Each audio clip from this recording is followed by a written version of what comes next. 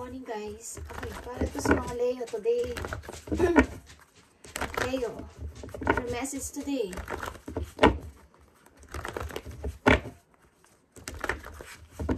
Leo, message today.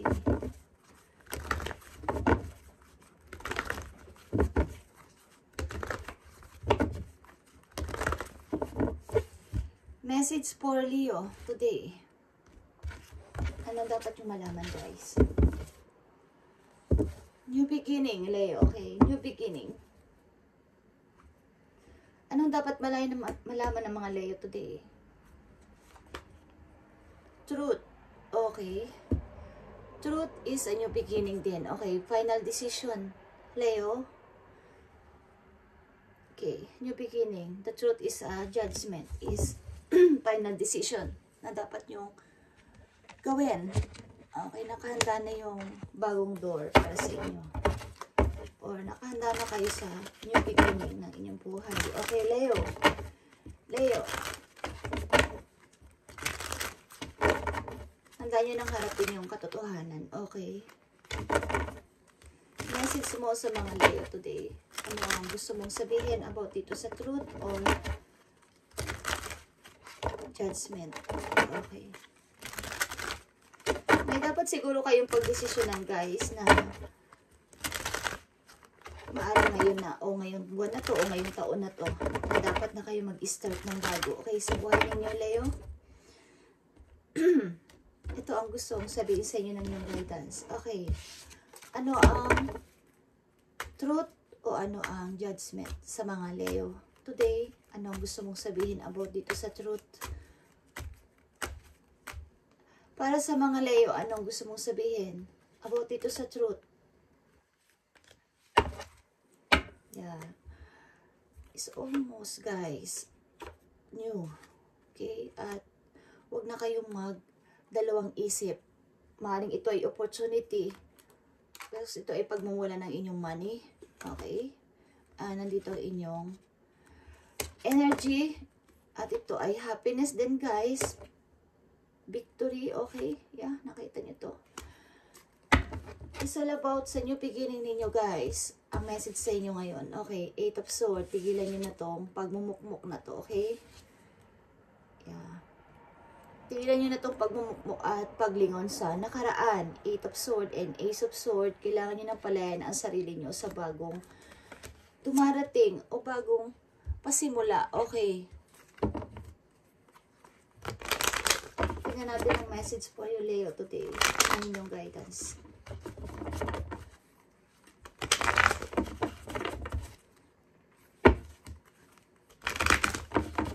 Yung mga hindi na dapat ipilit, huwag nyo na ipilit sa inyong buhay na magbalik or mag-stay. Okay? Kailangan nyo na humarap sa bagong door, okay, sa bagong pintuan, sara nyo na ang lumang pintuan. Okay, lumang situation, ang ibig ko sabihin. At mag-start kayo ng bago, okay, sa mga Leo. Nakikita nyo ang happiness dito. Is here, okay, palayain mo ang sarili ninyo, guys, sa anumang klaseng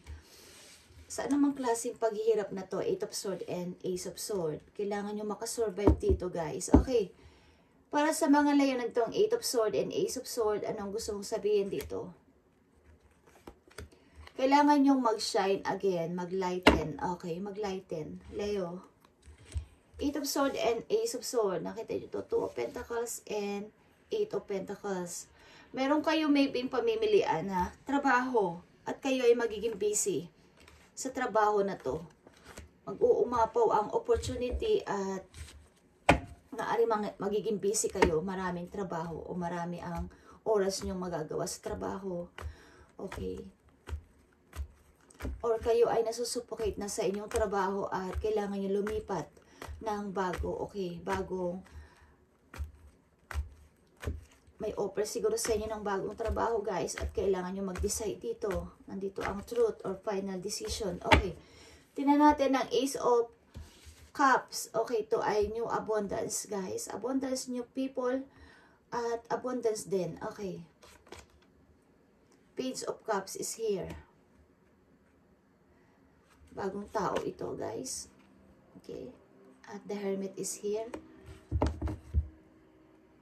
Page of Wands. Okay. May tao dito na nag-iisip na mag-message sa inyo o nag-iisip ka para sa yung future talaga dito. Kung ano ang, talaga ba ang purpose ko? Ito ba talagang pag-ibig na to na nakabiti naman? Okay. O nakahang. Nakahang ako sa pag-ibig na to. Okay. Ano ang dapat kong gawin dito? Tumatanda na ako. Okay. O nagkakaedad na ako. At nakahang pa din ako sa pag-ibig na to. Okay guys. Kailangan, kahit kayo dito na maglipat, maybe ng trabaho. Okay. Knight of Pentacles. Plano nyo yatang maglipat ng trabaho or lumipat ng trabaho. Yung mas malaking kita. Okay, tingnan natin ang Ace of Cups dito guys. Ace of Cups.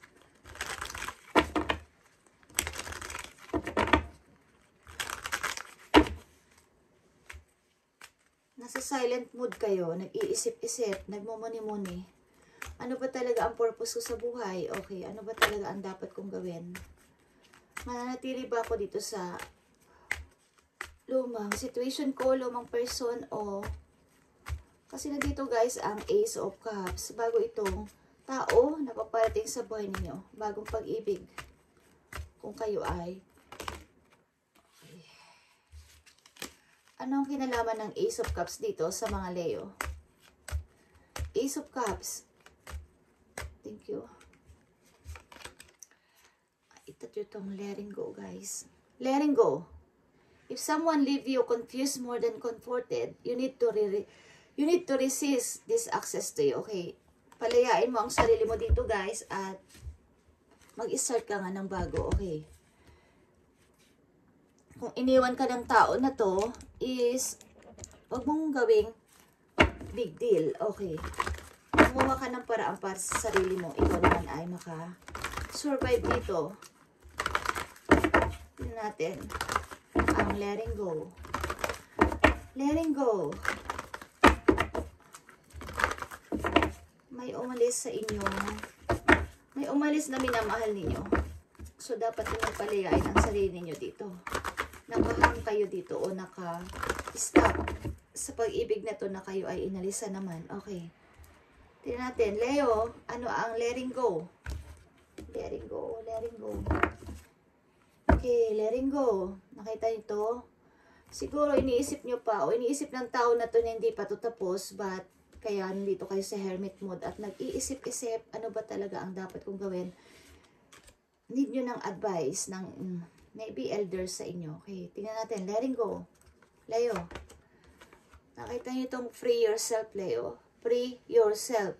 It's time to take back control of your life. Palayain mo yung sarili at ibalik mo yung control sa iyong buhay. Okay, guys? Titingnan natin ang Two of Pentacles, guys, at Eight of Pentacles dito sa Truth or Judgment. Uy, money ito, guys. Okay? Opportunity. May dapat kayo dito piliin, guys. Maaring, kung hindi pa ito nangyayari, paparating ang parang opportunity na mamimili kayo sa trabaho. Kung lilipat kayo. Okay.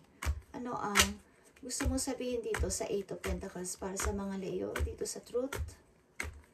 Anong gusto mong sabihin sa Eight of Pentacles? Queen of Wands, guys. Be creative as you.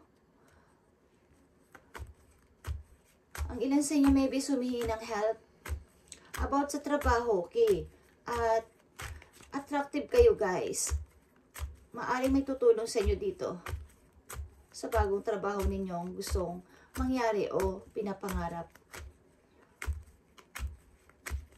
Tingnan natin. Eight of Pentacles. Four of Wands, guys. Okay.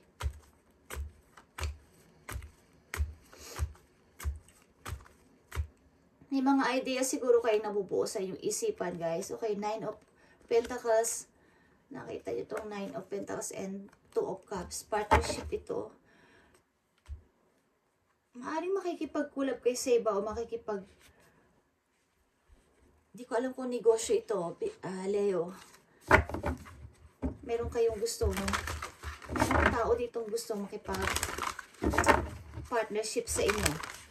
O dito sa pagkakaperahan o trabaho na to. Leo, free yourself. Nakahang ka dito sa pag-ibig na to, guys. May bagong pag-ibig o bagong tao na paparating sa buhay mo. Pero hindi ito makapasok-pasok because nandito ka sa old situation.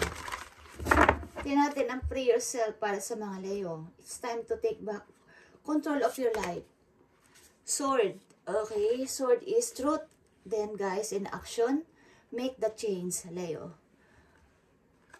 Number 7, make the change. Kailangan mo tong baguhin. Kailangan mong, ilan sa inyo is, magpapaputol ng hair. O nagpaputol ng hair. At baguhin nyo ang inyong looks. Baguhin nyo ang inyong style. Okay? Maaring ibabalik mo ang dati yung energy na nawala. Okay, guys? Kung di pa ito nangyari, gawin nyo to, guys. Okay, make the change. The sword is action then and truth. Kailangan magising kayo sa katotohanan. Gisingin yung sarili nyo. Okay? Na itong pag-ibig na to ay hindi mo na dapat balikan. Kailangan nyo magpatuloy sa pag-move on. Leo, okay? Para sa pagbabago. Make the change. At nandito rin ang new beginning. Tingnan natin, make the change. Anong gustong sabihin sa inyo ng yung guidance dito sa make the change? Make the change para sa mga Leo. Okay. 7 of Cups. Okay. Offer is maaring ang daming paparating sa inyo, guys. Mga rush offer. Okay. Nakikipag-online na ano ba kayo, guys? Nahihirapan kayo o mahihirapan kayo dito sa pagpili.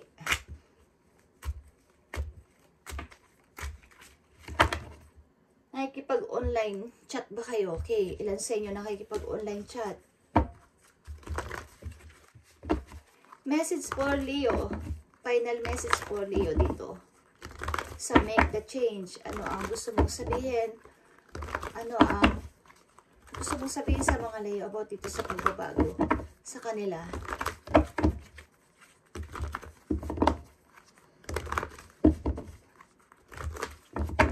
Huwag nyo nang balikan itong old na situation, guys. Kayo ay nai-stuck dito, okay? Nai-stuck kayo. Nakikita itong suffering in silence. Kayo ay may something hinihintay. But, sayang. Sayang ang panahon. Okay, solitude is here. Pag-isipan at i-review nyo ang nakaraan. Kita nyo to, transformation. Ay, kita nyo to. Ay. Make the change para sa mga Leo. I need message for Leo. Make the change is here. Spiritual union is here, guys. Okay. And patience. Guys.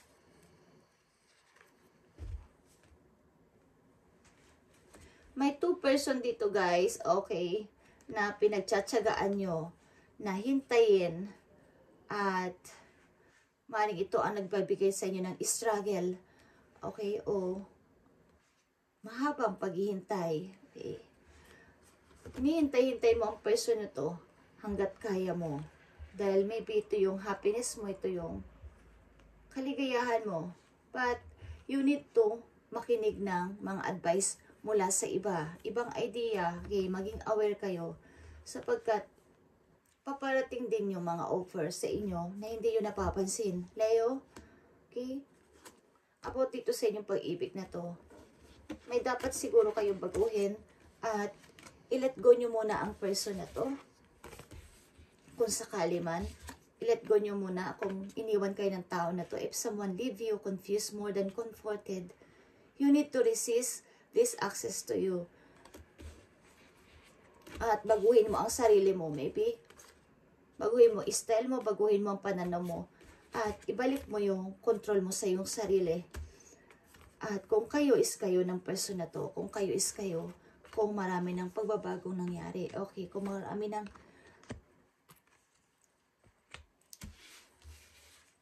sapagkat bagong person is paparating sa inyo, but hindi nyo pinapansin. Okay, nandito kayo sa mood na hinihintay nyo ang person na to. Okay, sa inyong trabaho guys is bagong opportunity is paparating at pahihirapan maybe kayo ditong pumili. Sapagkat mahalaga din sa inyo ang una nyong trabaho, but need nyo mag-decide. Okay. Kung sa palagay ninyo is ito ay nasa mas mag-o-okay ang inyong money, guys. Ito ay partnership, bagong tao na paparating para kayo ay makapartner sa inyong negosyo or sa trabaho na hinahangat inyo is may bagong offer na paparating sa inyo. Okay. Thank you, Leo, and this is your message today. New beginning and the truth is here, guys. Kailangan nyong malaman na may bagong pinto na magbubukas para sa inyo. Bagong opportunity at bagong person. Okay, guys. Thank you and God bless.